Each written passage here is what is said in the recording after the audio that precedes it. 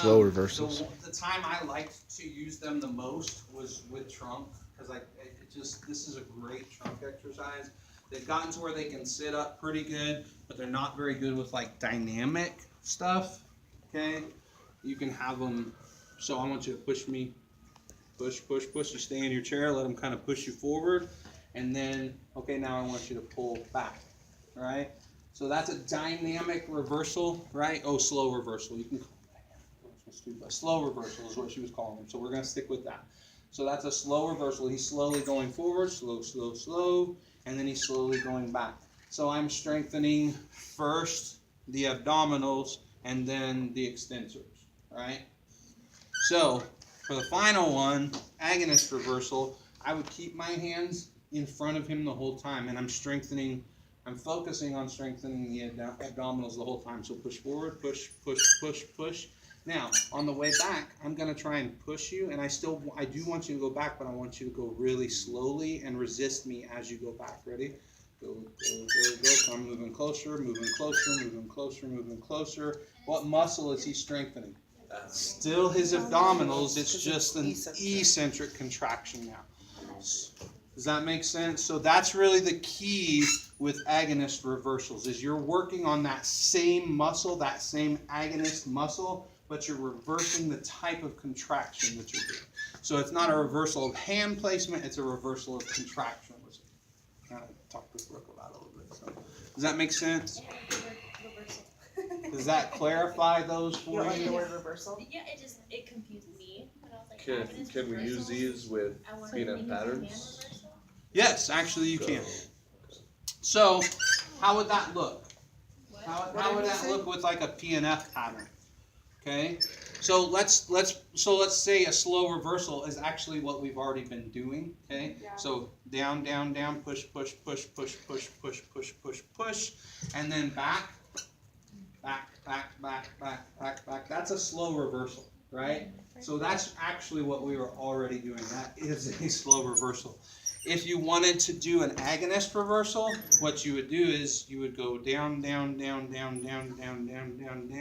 So if they're just weaker in their extensors, we would pick an extension pattern, and this is not a good place to do it because I could just reverse.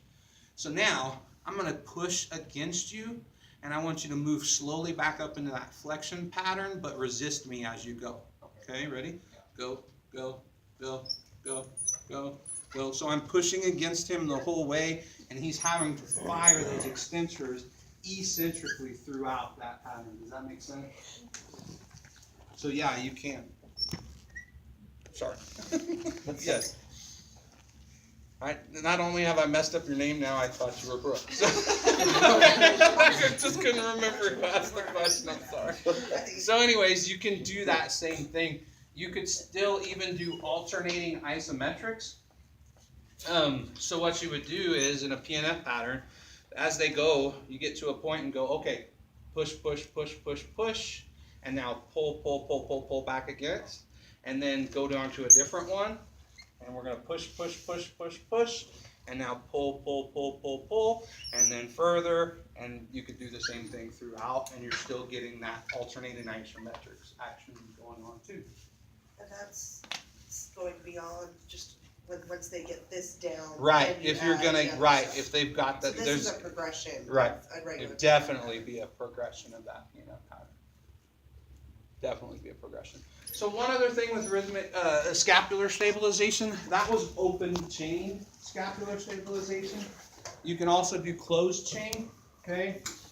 So, person's here, okay? So let me have a volunteer come up and guys kind of gather around. Voluntold. Somebody not Caleb though. So you just have them put their arms, okay, just straighten out. Bring your shoulders, feet back just a little bit. Good. So if I start pushing on them in different directions and asking them not to move at all, right? What are they having to stabilize? The shoulder and the scapula to keep the arms from moving. Okay, so you can get scapular stabilization also through just having them stand at the wall. One is open chain, one is closed chain. You can even make it a little bit harder, and I'll show you real quick.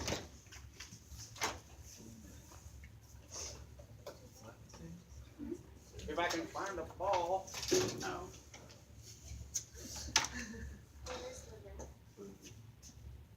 Yay.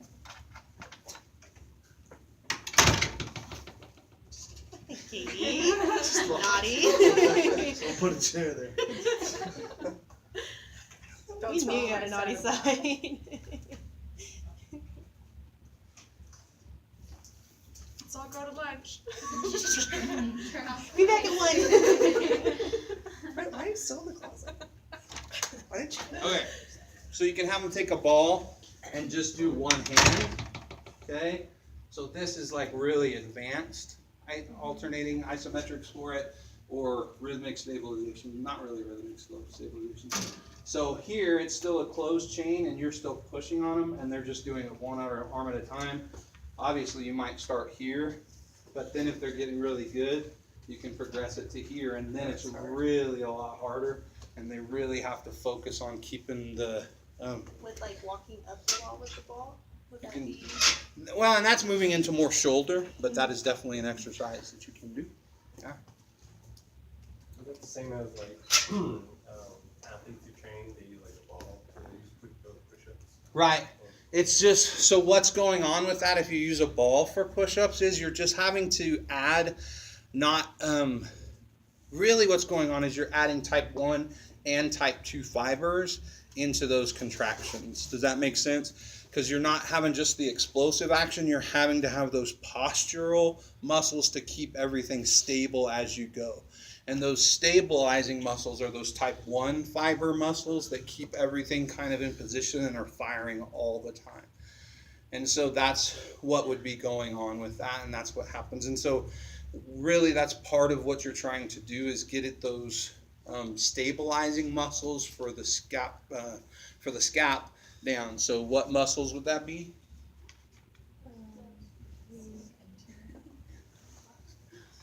You said it.